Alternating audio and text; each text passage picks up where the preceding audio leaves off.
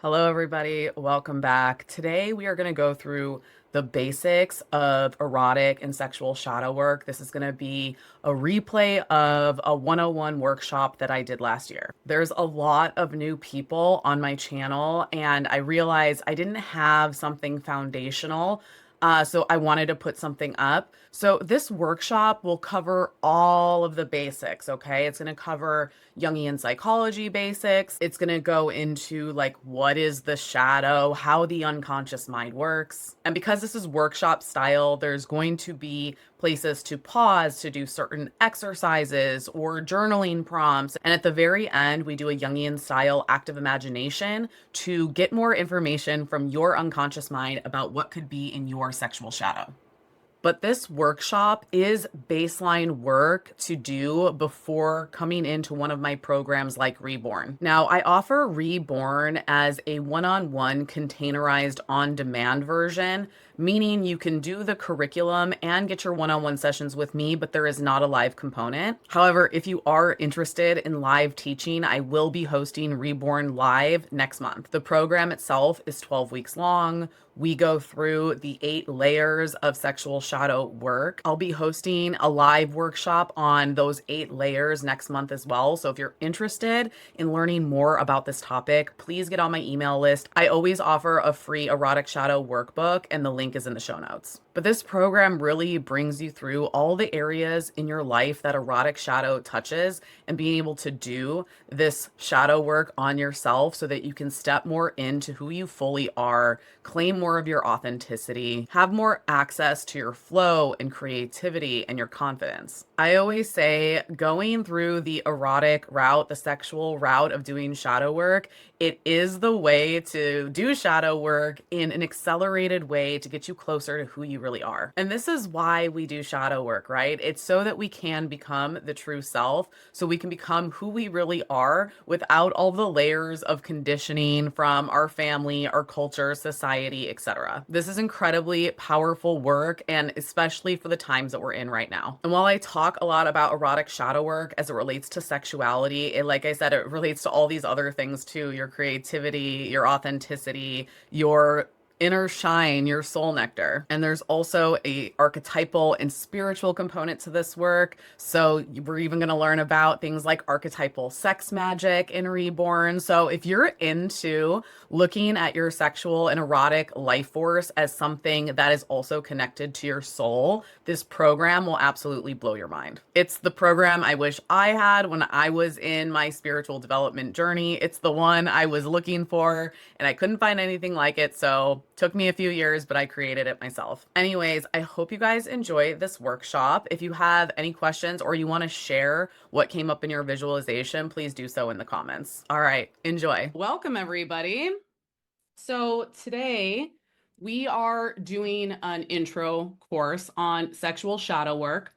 You're in the right place if you are curious about how your unconscious mind affects your sex life, affects your romantic relationships, affects your authenticity. You want to live a life where you are free to express yourself confidently.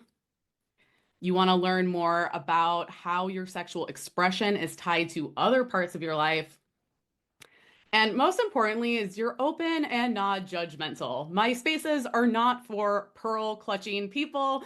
We're going to talk about some things that are sexy, kinky, definitely not a vanilla course. This is a non-judgment zone. This is a little bit of my background. I like to explain just who I am, why I do what I do, and a little bit of my history.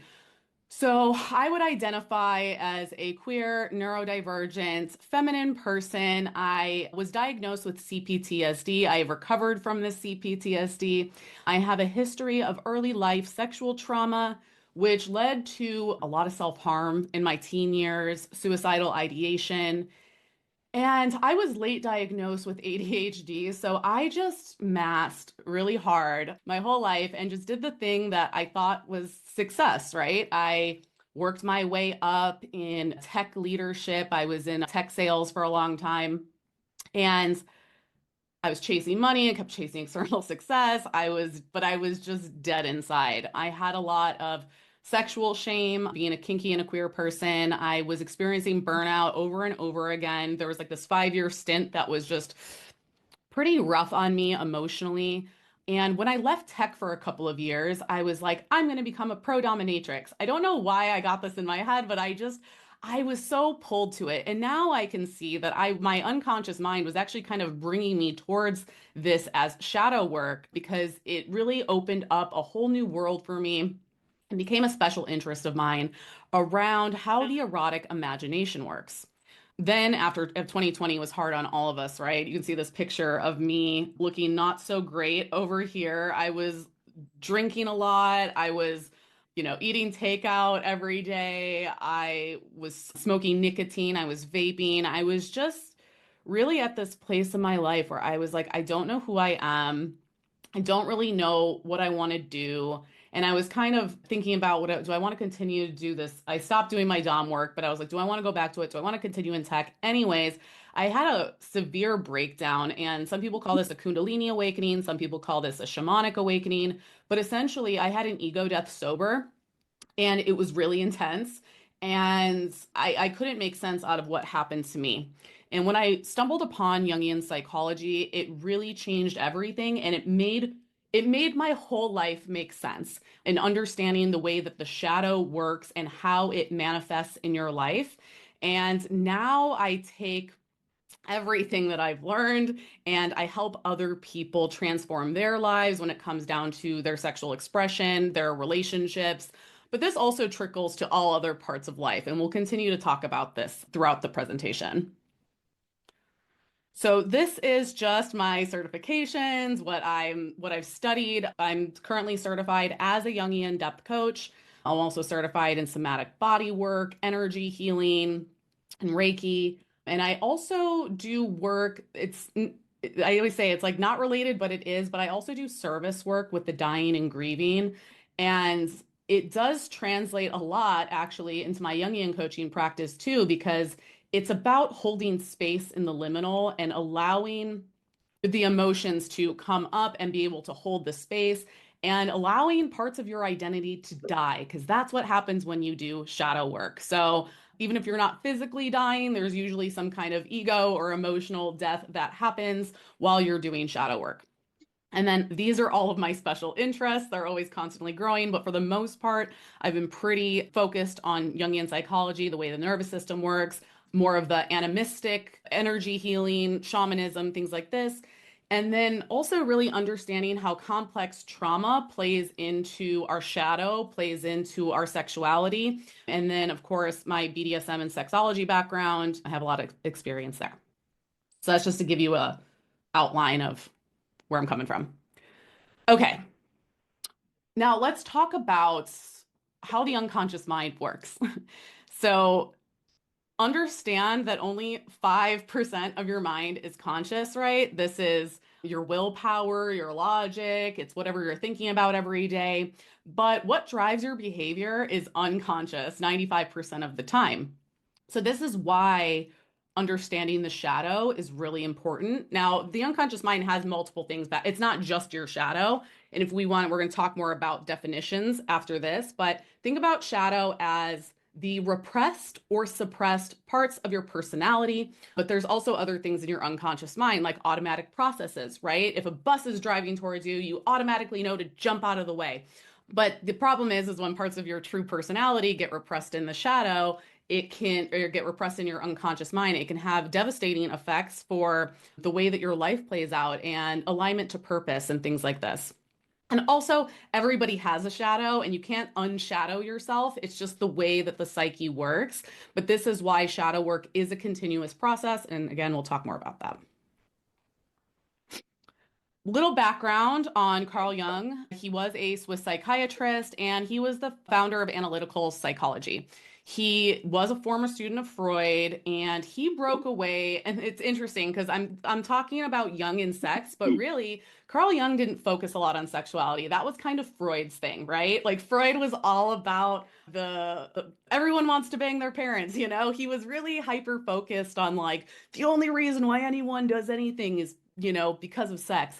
And he was a little single-minded that way. And Jung took a bigger look at this. He had there's a lot of what he came up with that he brought to modern psychology around things like the collective unconscious. And this is the concept that essentially, as human beings, we share this basically public cloud, right, of human experience that holds things like archetypes. And we're not going to get in too deep into archetypes today, but think of archetypes as, blueprints of human experience, right?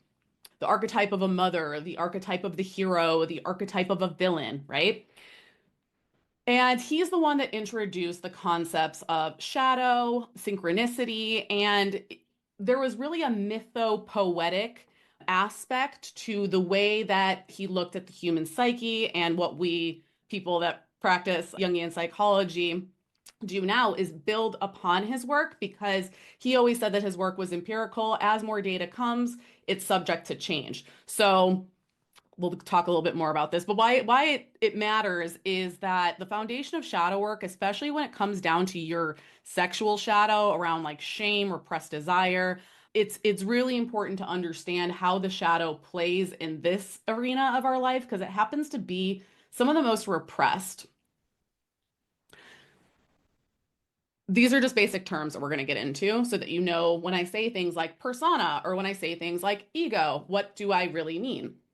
So the persona in Jungian terms, it's your mask. It's kind of your social mask, right? It's the mask that we wear to fit into roles and meet societal expectations. It's a crafted image. It's how we want to be seen.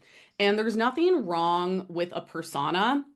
It's just you have to know that it's a mask, right? I think for me, and I think for a lot of the clients that I work with, especially ones So, that have gone through early life trauma or have a neurodivergence, we almost become our mask. And that's where things can get tricky and it can be detrimental to our path.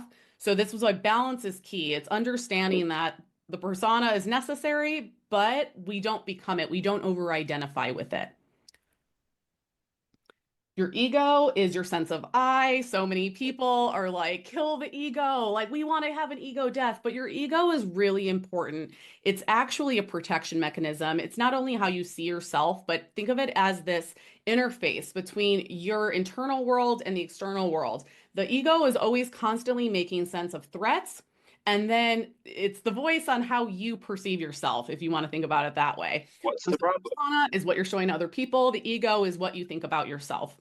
It's the voice inside of your head most of the time. And the ego only has access to the surface level of your psyche, which is important to know. You want to know the ego's limitations. And while your ego is essential, it can limit growth. And growth happens when the ego collaborates with and does not block the unconscious. All right. And this is the shadow, which we're going to talk a lot about today. But again, the Not shadow, interested in that. We uh, have the today numbers. They can someone aren't please wrong. write down Christopher? Christopher. Naughty, naughty. Put your gag in. All right. All right. So the shadow, oops, is the part of your unconscious that holds what you reject, deny, or hide, especially traits that don't fit your persona, right?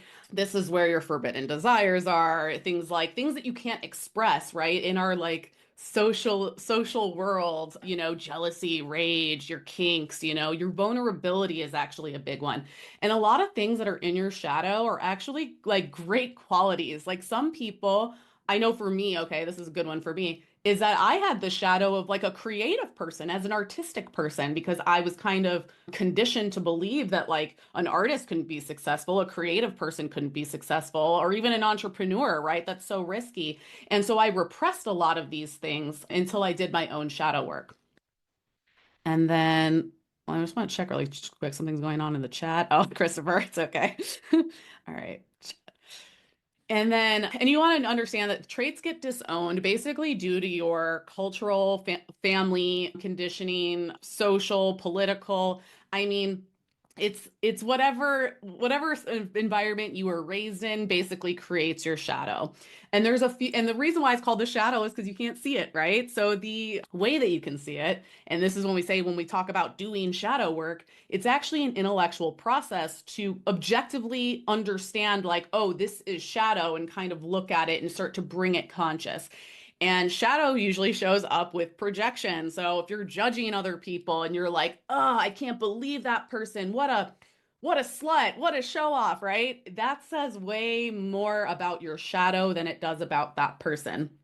Another way that your shadow likes to show up is in your dreams and in active imagination. So, in my practice with my clients, we do tons of visualizations. We're going to do one today because you're essentially bringing yourself into a waking dream because your unconscious mind loves to talk to you through symbolism. And you can get a lot of nuggets of what's going on in your shadow by your dreams and doing active visualization. Also, and what we're talking a lot about today is your sexual desires. So, your erotic imagination often reveals what's going on in your shadow in this like unfiltered form. So, we're going to talk all about sexual shadow today. Check the time. Okay. There we go. There we go. And this is just a little graphic, just so basically what I just said, just so you can kind of visualize it, right? The persona is the mask, the ego is the voice or the I am, and the shadow is what lies behind. There's another term that in Jungian psychology we call individuation, and this is becoming your true self. So the idea is once you start doing the shadow work and you start integrating these opposites and you start accepting these parts of yourself that you have repressed or rejected, you grow beyond your conditioning. You grow beyond the expectations that your family, programmed you with, that the culture programmed you with, right? Because that's how you have to look at it. Your personality has been programmed by every interaction you've had all of your life. And this is why we do shadow work. This is why the individuation process is so cool. And generally, you'll see that people actually start to do this individuation work. I've seen people start doing it earlier these days, but like generally in the 30s, 40s, 50s, people are going to be doing shadow work because up until that point, you're still like defining your personality, you're defining your persona, and then you can kind of come to a place where you go, okay, what do I actually want to keep here? So it really is a lifelong journey, and you do it through things like shadow work, the integration of those opposites, doing this deep inner development. And you have to think of like individuation. It's your soul's rebellion against the false self, the curated self, the self that was created by the conditioning that you were born into. And I love this quote by Carl Jung: the privilege of a lifetime is to become who you truly are. And I know I briefly talked about this, but why is sexual shadow form? Now, if we're talking about the shadow, right, that's everything, but let's just like, we're going over to the sexual aspect. There's a lot of collective shadow around sexuality. There's a lot of conditioning from your family, from social groups, from religion, even if you didn't grow up religious, right? A lot of our governments were started in based in a religion. Any negative experiences, shame, or trauma that you've had will also affect how your shadow expresses itself. And when I talk about shame specifically, shame is like, I want to say like 90% of the reason why we have a shadow, right? Like someone told us it wasn't okay to be that. And we went, okay, well, I guess I won't be that then, because if I'm that, then nobody will like me. Then I won't get love or I won't get connection. So the shadow is really formed a lot through shame, and that can be explicit, like someone said, don't be gay, or it could be implicit, like somebody makes a gay joke in front of you, right? So that's just a good understanding of like how sexual shadow in itself is formed. And in many cultures throughout time, our sexuality has actually been a method of political control and riddled with shameful narratives.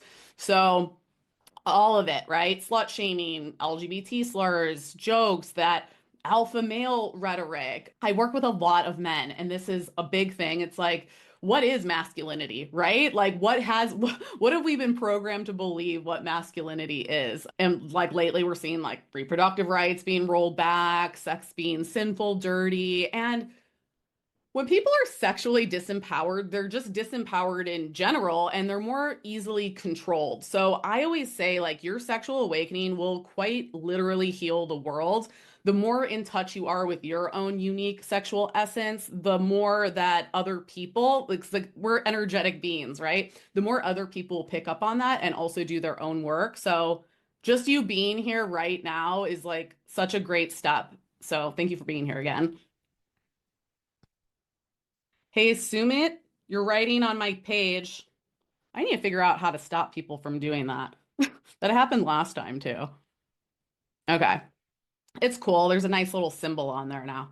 Okay, why sexual shadow work changes everything. Well, you have to think that our sexuality is kind of like whatever you want to call it, our God energy, our universe energy, our creative energy, right? And it's also a direct line to our unconscious because it bypasses our ego. And what turns you on will reveal shadow, right? It'll reveal, hidden wounds, unmet needs, unmet desires, what's been exiled due to shame. Because like shame is like a big erotic force, right? For a lot of people. So, and I talked about this before, the ripple effect is real. But when you do sexual shadow work, it also connects to your confidence, your creativity, your self-expression, and your connection to purpose. And shame keeps you small.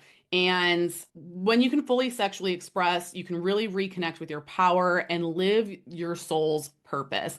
And I'll say this again, like my journey into doing and I'm not saying that like the path is to become a dominatrix or to do pro sex work, but I will say is that like once I started to understand the way that sexual shadow worked and how it was playing in my life, it was like this veil had been lifted. I don't know. It was like it was like, oh my gosh, this is like the answer to everything. But there's a lot of other paths to do shadow work, right? And a lot of times you can just like work on your relationship triggers. We do a lot of that too in my coaching containers. But like if you really focus on your sexual aspect, you're gonna get further quicker. Oh, how do I? Well, hold on. Let me see if I can turn this off really quick. Annotate. How do I draw on page? Okay, there we go. All right. Here is the exercise we're going to start doing. So I want you guys grab your pen and paper and I want you to make a little like cross like this. And you're going to label one side your sexy persona and then you're going to label the other side your shadow.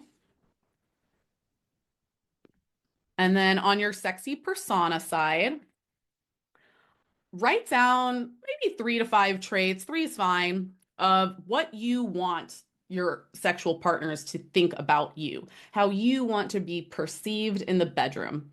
So this is when we talked about the mask, it's like what's your sexual mask, right? Is it you want to be giving, you want to be skilled, you want your partner to think you're loving or that you can go a really long time or that you're beautiful or hot, whatever. Write them down, your sexy persona traits.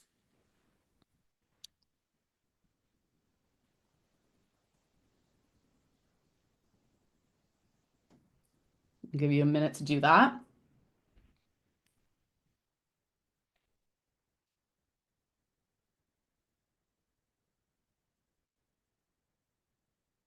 Okay. Now on the other side, I want you to put the opposite of that. So on your sexual shadow side, what are the opposite qualities of what you listed as your persona? Because your persona is usually a sign of the opposite of your shadow for the most part, in many cases. So this is an easy way to do it. So if let's say, for example, you put, I want my sexy persona is giving and beautiful, the shadow might be selfish and ugly.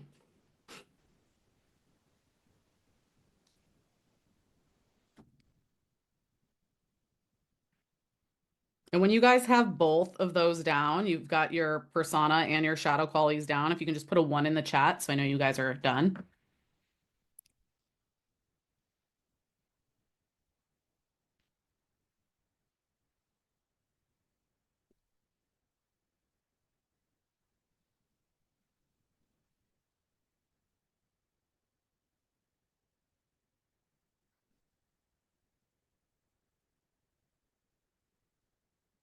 Okay.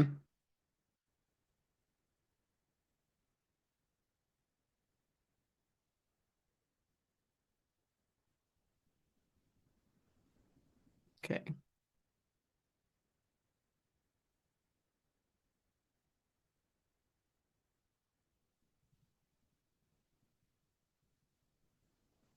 Okay. Looks like we got most of you. The rest of you catch up. All right. Now that you've done that, just take a few moments and reflect on this. Answer these questions, write them down if you want. But look at your persona traits and ask, what influences do I think conditioned my sexy persona? Why are these traits important to express? And then on the other side, for your shadow traits, ask, what would open up for me if I didn't fear expressing these traits in the bedroom?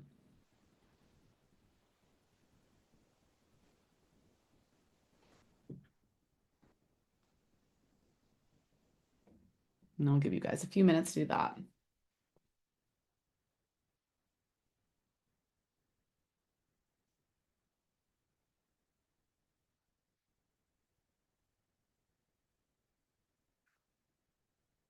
What do we write in the shadow section? Sorry. So in the shadow section, you're going to write the opposite of your persona traits. So on one side, you're going to put your sexy persona. This is how you want your partners to see you.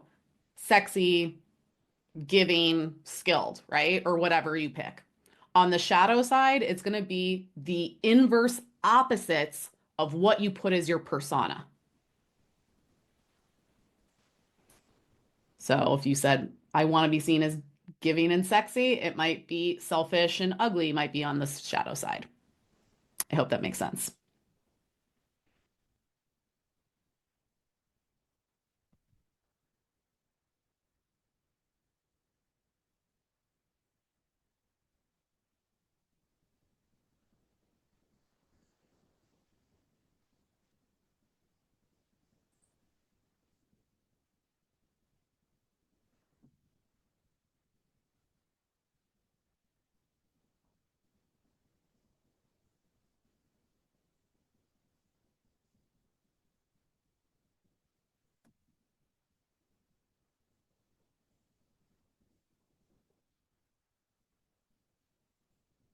And the key here is you want to think about it this way.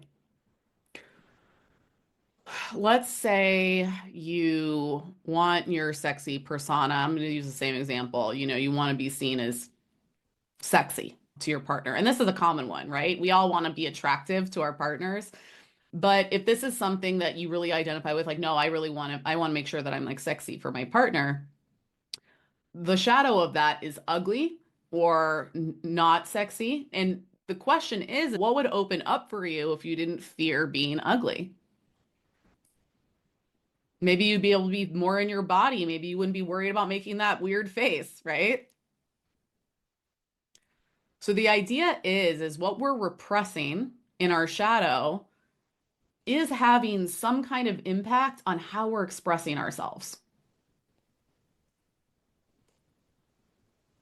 Does that make sense to everybody?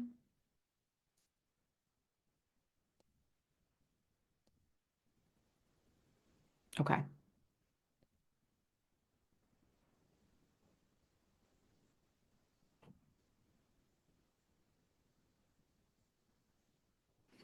Okay, let's get kinky.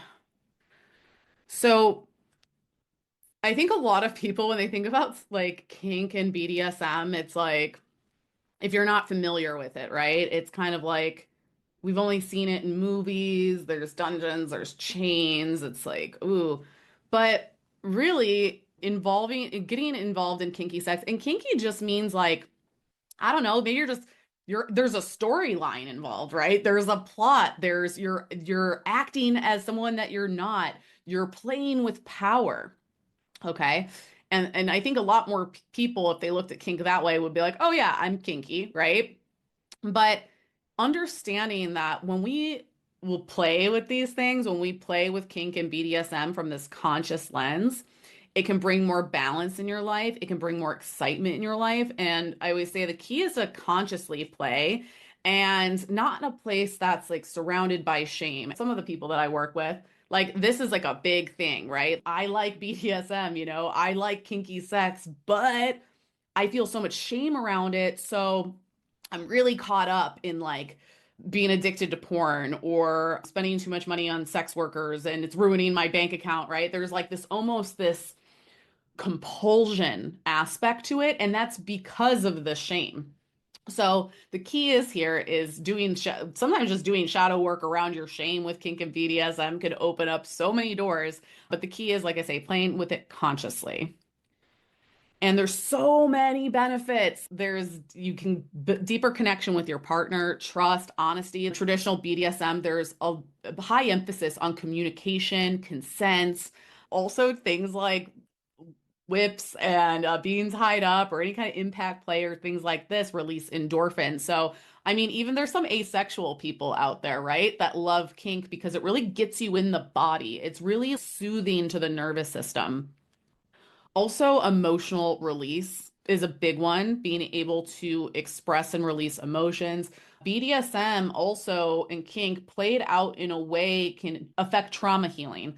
And that's like a whole other course, but essentially, when you're playing out something that might have been traumatic in the past in a controlled container with someone that you trust and you're introducing pleasure and you're creating the boundaries and control, it can actually help do a nervous system completion cycle to help clear that trauma out of your body. So there are real benefits of using BDSM. So that's what a lot of people they feel like, "Oh my gosh, like I like this really kinky thing. It must be because of this traumatic thing that happened to me." And the answer is maybe, that could be the case because a lot of times when we go through something traumatic or shameful and there's like high emotional energy around it, there is almost like like an erotic magnet that will bring you back to that situation because essentially it's your nervous system's way of wanting to go back to that type of situation so that it can resolve it. And this is where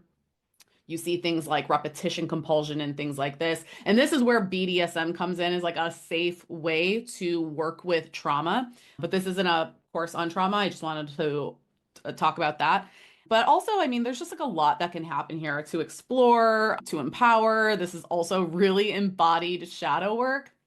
Like, for example, one of my biggest shadows was manipulation. Okay. I grew up, I told you guys about my history, but I was, addicted to drugs when I was a teenager. I started working for this like multi-level marketing, like pyramid scheme company when I was like 18 years old.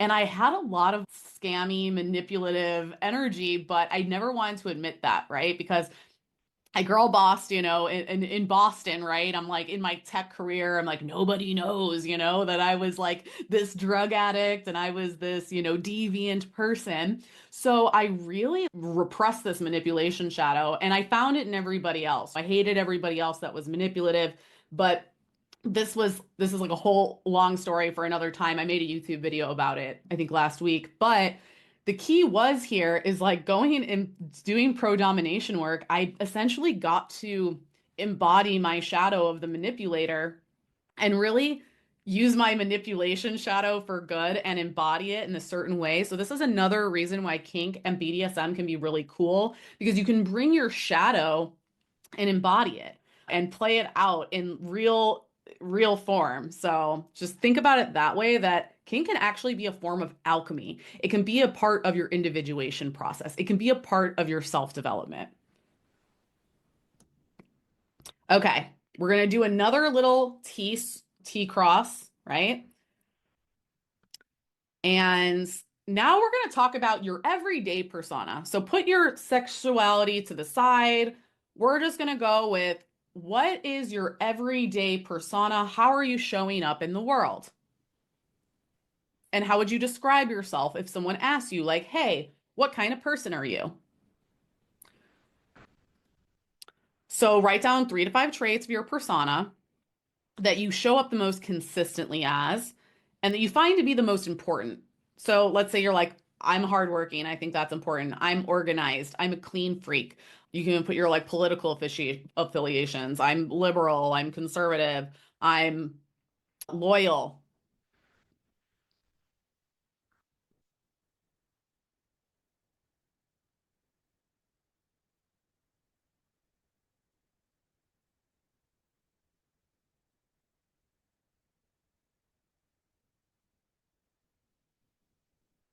Okay.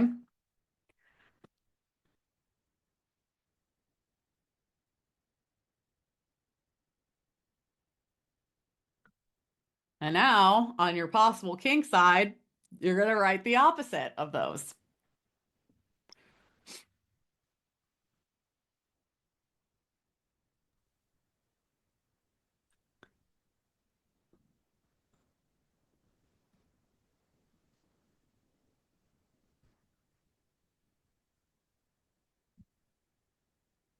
And once everybody's done listing those out, please just put a one in the chat.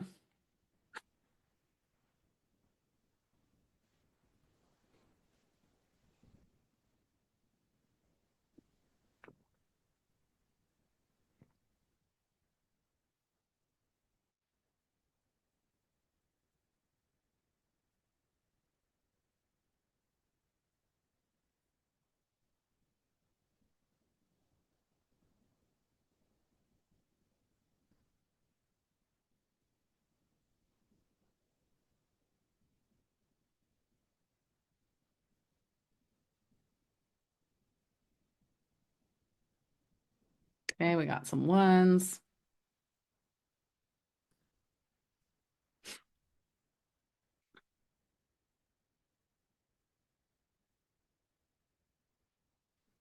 So I like this exercise because it gets you thinking. Some of you guys might already know your kinks, Like, yeah, I'm a really dominant person in my life and I love to be tied up in the bedroom, right? But there's always more room to explore.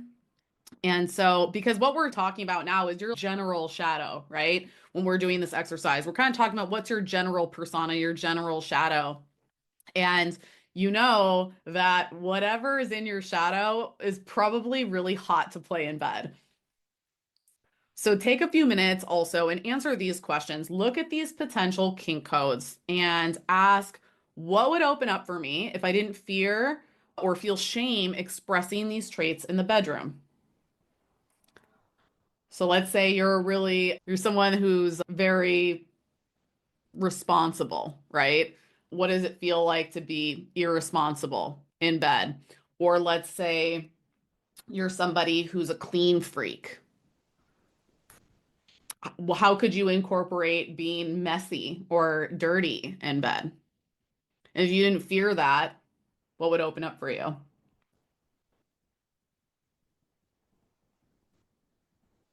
Let's say you're a really caring, giving person in your everyday life. Well, what would it feel like to be taking in the bedroom?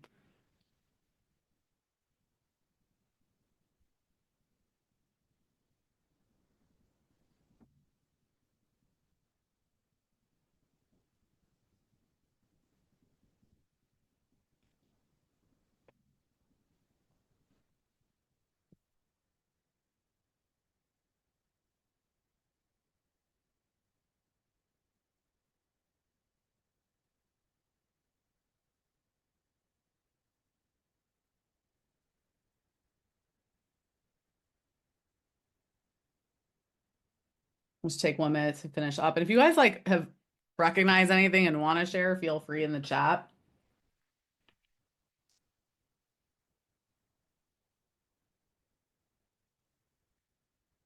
I probably should have asked too, besides like who knows Jungian psychology, is like who's already well adept in their kink journey here, because some of these might be like, yeah, I knew this, but if you got anything new out of it, I hope that's the case.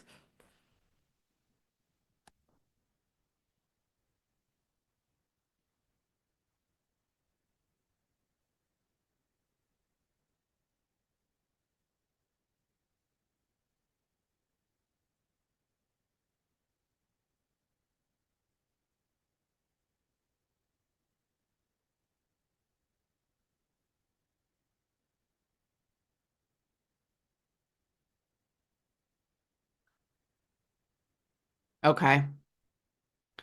We're gonna be moving on in just a couple moments.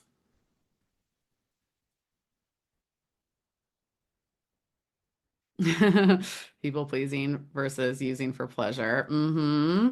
Tidy home versus spit messy drooly. Yeah. It's so interesting too because yeah, that's how you should really look at like I said, kink and BDSM and stuff. It's like it's fun and hot because you get to do the opposite. You know? You get to be someone that you normally don't get to be. You get to explore something you normally wouldn't explore. Generous and greedy. Yeah. Yeah, letting go of shame for sure. Because that's the thing is if you start looking at it that way, it's like like I said, we're raising this culture that's like, oh, if you're into kink or something, you're like some sick freak, you know? And it's like, no, this is very much part of like everybody's sexuality, truly. And, I'm like sure there's some people out there that are asexual or in some people that maybe I would say aren't necessarily super on the kinky scale, but it is a part of human sexuality and it's an important part. And yes, it's balancing for your psyche. That's like another thing too. It's like kink is like actually good for your self-development. All right. Now, oop, chat. How do I go back? We're about to do an exercise here. So this, just get comfortable and everybody just close your eyes. Take a couple deep breaths in. And as your eyes are closed, take a couple deep breaths.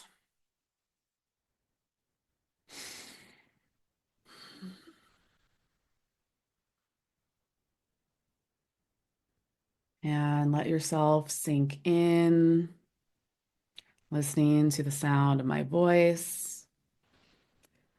Feel the rise and fall of your chest.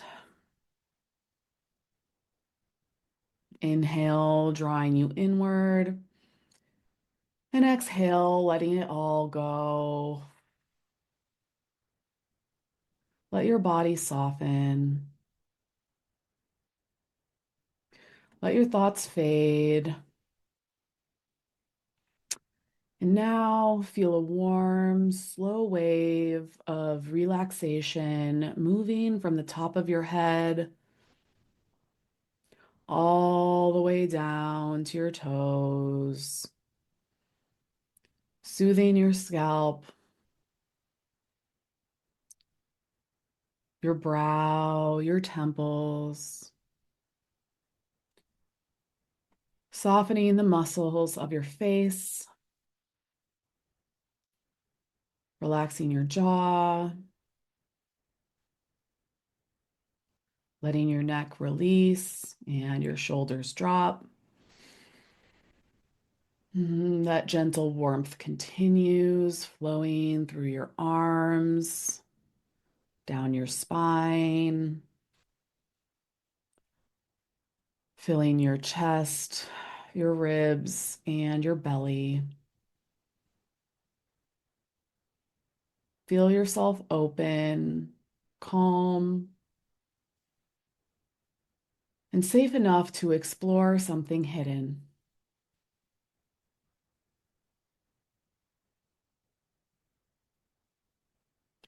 The warmth travels deeper and deeper into your hips, your thighs, your calves, all the way down to the soles of your feet. Every part of you is relaxed and ready to receive.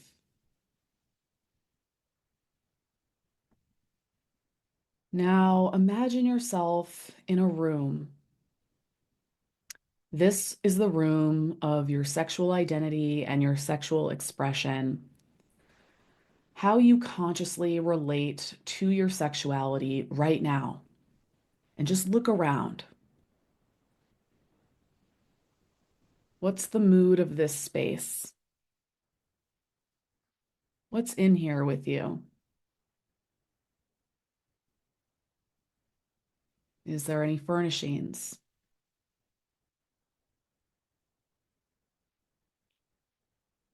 Is it light or dark?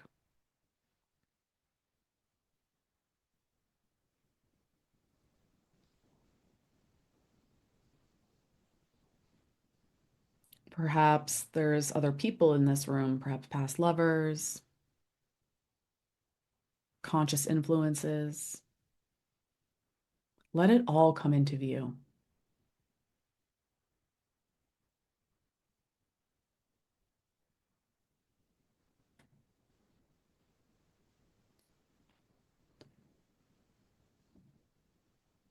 Notice what persona you wear in here, the version of you that you allow to be seen, your curated self.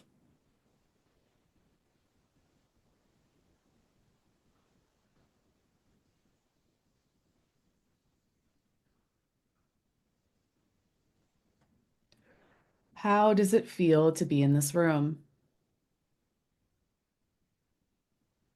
Just observe, no judgment.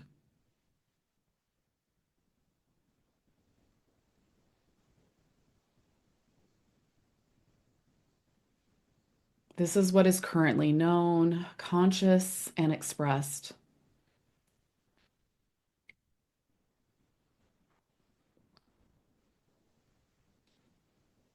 Now, somewhere in this room, there's a doorway.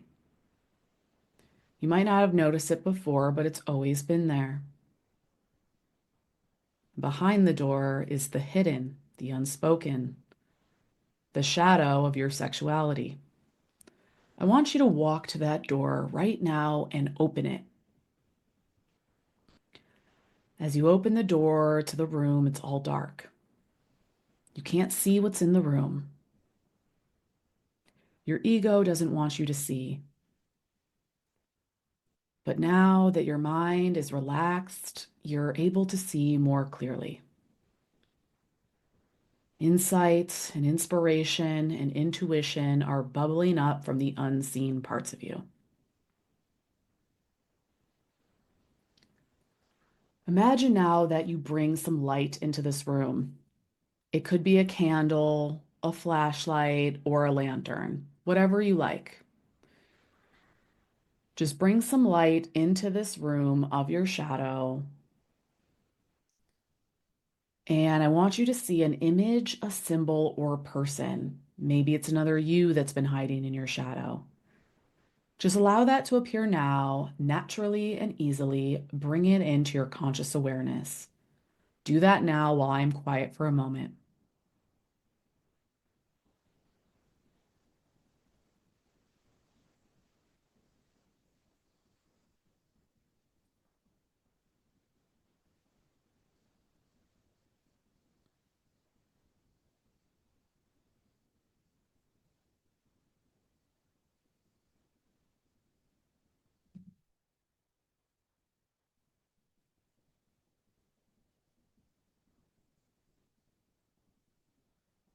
Now, you may not know what to do with this specific image, symbol, or part of you, but just allow that part of you to come into the room of your life. Bring it out of the shadow room and integrate it into the room of your life. And just allow your imagination to start spinning and integrating and transforming that room. Allow your creativity to flow rather than your logic. And just allow your incredible mind to create something new in this room of your life.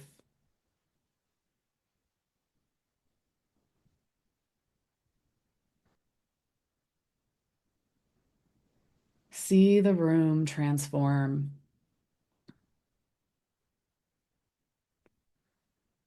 Maybe certain things will disappear and other things might reappear. Maybe the room size changes or becomes brighter. Just allow this shadow element, the unconscious part of you, to become conscious and make a positive impact on your life.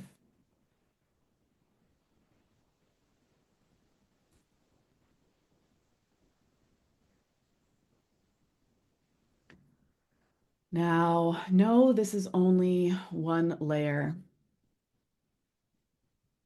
one piece of your sexual shadow. There are many more waiting to be revealed when the time is right. Your deeper mind knows what you're ready for, and it will never give you more than you can handle. Trust what came up. You didn't do it wrong. You are powerful. Your shadow is sacred, and your truth is unfolding. And when you're ready, you can slowly come back into the room and wiggle your fingers and toes and open your eyes when you're ready. And feel free to take a couple moments to write down what came up.